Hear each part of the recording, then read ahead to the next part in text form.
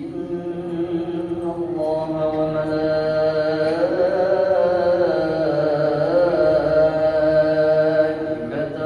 يصلون على النبي يا أيها الذين آمنوا صلوا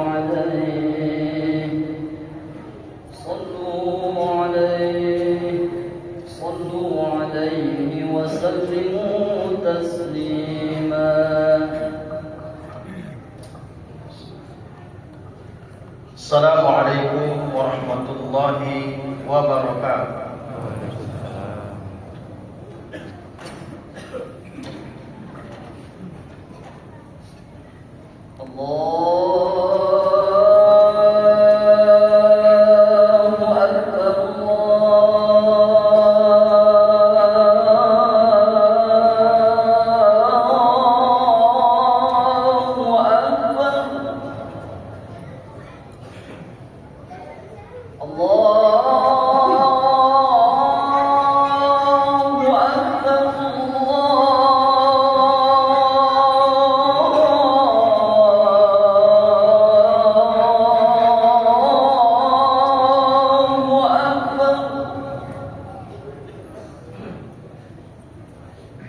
أشهد أن لا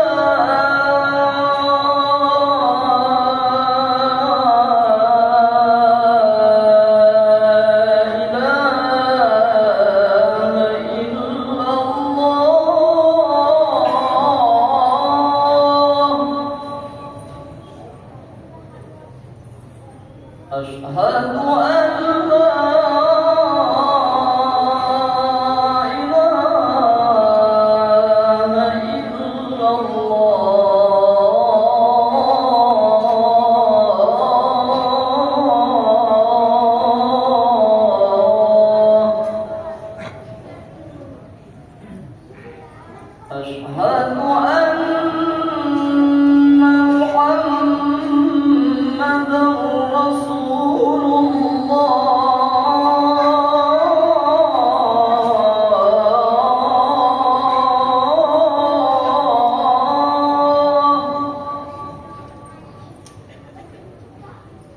أشهد أن محمدًا رسول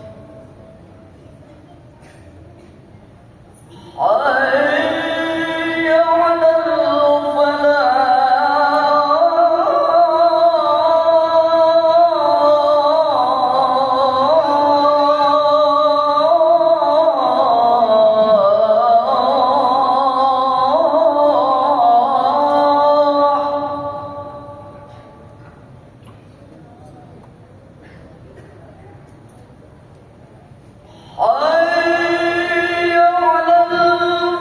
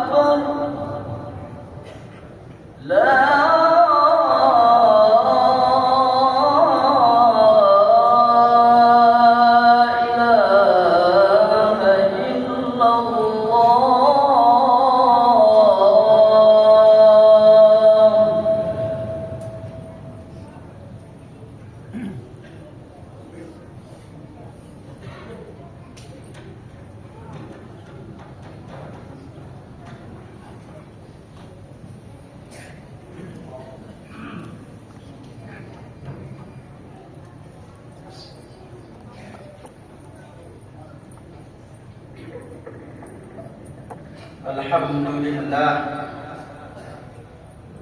إن الحمد لله نحمده ونستعينه ونستغفره ونعوذ بالله من شرور أنفسنا ومن سيئات أعمالنا من يهد الله فلا مضل له ومن يضلل فلا هادي له أشهد أن لا إله إلا الله وحده لا شريك له وأشهد أن محمدا عبده ورسوله لا نبي بعده اللهم صل على سيدنا محمد وعلى آله وصحبه أجمعين يا أيها الحاضرون اتقوا الله حق تقاته ولا تموتن إلا وأنتم مسلمون قال الله تعالى في القرآن الكريم أعوذ بالله من الشيطان الرجيم إنا فتحنا لك فتحا مبينا Sesungguhnya kami telah memberikan kepadamu kemenangan yang nyata. Shadaqallahul azim. Hadirin sidang salat Jumat yang dirahmati oleh Allah Subhanahu wa taala. Alhamdulillah, kita ucapkan puji syukur kepada Allah Subhanahu wa taala dan selawat kepada Nabi Muhammad sallallahu alaihi wasallam dengan ucapan Allahumma shalli ala sayyidina Muhammad wa ala ali sayyidina Muhammad. Kami berwasiat kepada kita yang hadir di sini, terutama pada diri kami sendiri, yaitu untuk selalu bertakwa kepada Allah Subhanahu wa taala dalam artian menjalankan segala yang telah Allah perintah dan menjauhi segala yang telah dilarang oleh Allah Subhanahu wa taala. Pembekalan yang paling baik adalah bekal takwa. Adapun judul khutbah kita pada kesempatan yang singkat ini yaitu meneladani kesabaran dan ketaatan di bulan haram. Saat ini kita berada di bulan Dzulqa'dah, salah satu dari 4 bulan haram yang dimuliakan oleh Allah Subhanahu wa taala. Sesuai dengan firman Allah dalam surat At-Taubah ayat 36, Allah katakan, sesungguhnya bilangan bulan di sisi Allah ada 12 bulan. Di antaranya ada 4 bulan haram.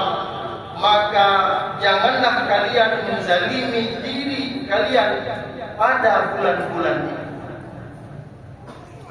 Para ulama menjelaskan bahwa dosa yang dilakukan pada bulan haram lebih besar akibatnya, dan amal soleh yang dilakukan pada bulan haram juga besar pahalanya. Karena itu bulan Dzulqa'dah ini hendaklah menjadi kesempatan bagi kita untuk memperbaiki diri, untuk memperbanyak ibadah, serta meninggalkan perbuatan maksiat dan menjauhi segala permusuhan. Jemaah-jemaah yang dirahmati oleh Allah Subhanahu wa taala, dalam sejarah Islam, bulan Dzulqa'dah juga mengingatkan kita kepada sebuah peristiwa besar, yaitu perjanjian Hudaybiyah. Pada tahun ke-6 Hijriah, Rasulullah SAW bersama para sahabat berangkat menuju kota Mekah untuk melaksanakan umrah. Namun kaum Quraisy menghalangi mereka memasuki kota Mekah. Sebagian sahabat merasa berat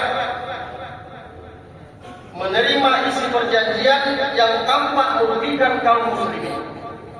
Bahkan Umar radhiyallahu anhu berkata kepada Nabi Muhammad SAW dengan semangatnya, "Bukankah engkau benar-benar Rasulullah?" Kata Muhammad dengan sabar mengatakan, Dan namun Rasulullah juga tetap sabar, tetap bersabar dan menerima keputusan tersebut karena yakin dan percaya pertolongan Allah pasti akan datang. Ternyata kaum muslimin yang dirahmati oleh Allah Subhanahu wa taala, perjanjian itu justru menjadi jalan kemenangan yang besar bagi umat muslim. Allah kemudian menurunkan firman-Nya di dalam surat Al-Fath ayat 1. Inna fatahna laka fatham mubina. Sesungguhnya kami telah memberikan kepadamu kemenangan yang nyata.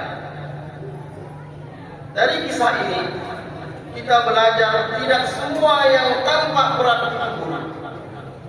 Tidak semua yang tampak jelek itu tak bagus. Tidak semua yang bagi kita itu tak bagus itu bagus. Dan juga tidak semua bagus itu tak bagus. Kesabaranlah, ketaatanlah kepada Allah akan membawa kemenangan bagi kita. Orang yang beriman harus mendahulukan hikmah daripada emosi. Di zaman sekarang banyak manusia mudah marah, mudah bertengkar, dan saling menahan dan sulit untuk menahan hawa nafsu. Padahal kekuatan sejati bukanlah menang dari perdebatan, menang dari pergulatan, menang dan lain sebagainya, tetapi adalah kekuatan yang sebenarnya kita mampu mengendalikan diri kita. Rasulullah SAW bersabda, hadis riwayat Bukhari dan Muslim, orang yang kuat bukanlah yang menang bergulat, tetapi orang yang mampu menahan dirinya ketika marah. Setiap manusia pasti akan menghadapi ujian dan cobaan dalam hidup. Ada yang diuji dengan sakit, malahan sakit parah. Ada yang diuji dengan ekonomi, hutang yang banyak. Ada yang diuji dengan kehilangan orang yang disayang. Ada yang diuji dengan masalah keluarga yang berkepanjangan, ataupun diuji dengan kegagalan dalam kehidupan. Allah Subhanahu wa taala berfirman di dalam surat Al-Baqarah ayat 155 yang artinya, dan sungguh kami akan menguji kalian dengan sedikit ketakutan, kelaparan, kekurangan harta, jiwa dan buah-buahan, dan sampaikanlah kabar gembira kepada orang-orang yang sabar. Ayat ini mengajarkan kepada kita bahwa ujian adalah bagian daripada kehidupan manusia. Tidak ada seorang pun yang hidup tanpa cobaan, yang hidup tanpa masalah. Bahkan para nabi dan orang-orang soleh yang mendapatkan ujian dan cobaan paling berat. Hadis riwayat Tirmizi, manusia yang paling berat cobaannya adalah para nabi dan orang-orang yang soleh. Jemaah-jemaah yang dirahmati oleh Allah Subhanahu wa taala, salah satu teladan yang luar biasa adalah kisah sahabat mulia Bilal bin Rabah radhiyallahu anhu. Ketika masuk Islam, beliau mendapatkan siksaan berat dari tuannya. Tubuhnya dijemur di padang pasir yang panas dan ditindih batu besar. Namun di tengah penderitaan itu, Bilal tetap mengucapkan Ahad, Ahad, Allah yang Maha Esa. Dia tetap bersabar dan bertahan dengan siksaan yang ia terima. Kesabaran Bilal ini menunjukkan bahwa keimanan yang kuat akan membuat seseorang tetap teguh walaupun menghadapi penderitaan yang berat. Begitu juga kisah Nabi Ayub yang diuji dengan penyakit bertahun-tahun sehingga kehilangan harta, kehilangan keluarga. Namun beliau tetap sabar dan alhamdulillah beliau tergolong kepada orang yang sabar dan menjadi sebaik-baiknya hamba. Kesabaran bukan berarti menyerah tanpa usaha. Sabar adalah tetap taat kepada Allah. Apapun tantangan dan apapun cobaan, kita tetap taat kepada Allah. Tetap berikhtiar dan tidak berputus asa ketika menghadapi ujian. Di zaman sekarang banyak orang yang mudah putus asa, mudah marah, bahkan menyalahkan takdir ketika diuji. Padahal setiap ujian mengandung hikmah. Mungkin ujian tersebut adalah menghapus dosa kita, mungkin mengangkat derajat kita, untuk menguatkan iman kita, dan untuk mengingatkan kita kepada Allah Subhanahu wa Ta'ala. Hal ini Allah berfirman dalam surat Al-Insyirah ayat 6. Inna ma'al usri yusra, sesungguhnya bersama kesulitan ada kemudahan. Di ayat-ayat juga Allah katakan, la yukallifullahu nafsan illa wus'aha, laha ma kasabat wa 'alaiha ma iktasabat. Tidak diberikan beban seorang hamba melainkan beban itu sanggup dipikul olehnya. Artinya apa? Yang terjadi pada diri kita yang telah lalu dan yang akan datang, semuanya adalah kesanggupan kita, dan ini merupakan ujian ataupun cobaan bagi kita yang harusnya kita bersabar dengan ujian dan cobaan tersebut. Karena itu kaum muslimin, janganlah pernah kita kehilangan harapan. Selama kita bersama Allah, pertolongannya pasti akan datang pada waktu yang terbaik. Maka di bulan Dzulqa'dah ini, marilah kita menjaga salat berjamaah kita, memperbanyak membaca Al-Quran, menahan amarah, menjaga hubungan keluarga, memperbanyak sedekah dan istighfar. Semoga Allah menjadikan kita hamba-hamba yang sabar dan taat. Waqtabiru ya ulil absar la'allakum tattaqun. Allahumma salli ala sayyidina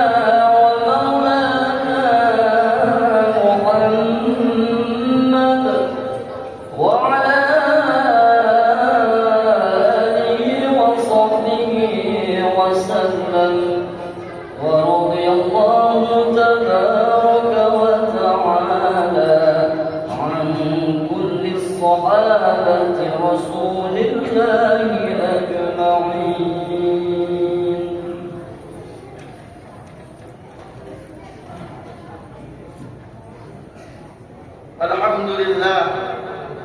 الحمد لله الذي على أمور الدنيا والدين، والصلاة والسلام على أشرف الأنبياء والمرسلين وعلى آله وصحبه ومن تبعهم بإحسان إلى يوم الدين.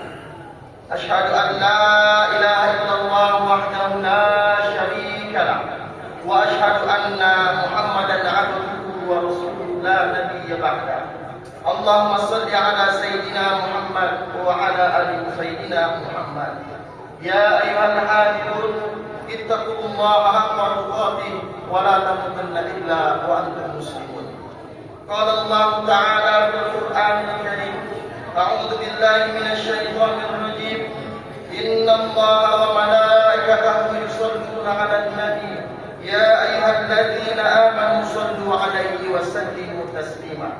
اللهم صل على سيدنا محمد وعلى آل سيدنا محمد كما صليت على سيدنا إبراهيم وعلى آل سيدنا إبراهيم، وبارك على سيدنا محمد وعلى آل سيدنا محمد كما باركت على سيدنا إبراهيم وعلى آل سيدنا إبراهيم في العالمين إنك حميد مجيد. اللهم اغفر للمسلمين والمسلمات والمؤمنين والمؤمنات الأحياء منهم والأموات إنك على كل شيء قدير. اللهم إنا نعوذ بك من الهم والحزن، ونعوذ بك من العجز والكسل، ونعوذ بك من الجبن والبخل، ونعوذ بك من غلبة الدين وقهر الرجال. اللهم عافنا في بداننا، اللهم عافنا في سمعنا، اللهم عافنا في بصرنا اللهم عافنا في قلبنا اللهم اغفر لنا ذنوبنا ولوالدينا وارحمهما كما ربيانا صغيرا ربنا آتنا في الدنيا حسنة وفي الآخرة حسنة وقنا عذاب النار عباد الله إن الله يأمر بالعدل والإحسان وإيتاء ذي القربى وينهى عن الفحشاء والمنكر والبغي يعظكم لعلكم تذكرون ولذكر الله أكبر وأقيموا الصلاة. الله أكبر الله أكبر أشهد أن لا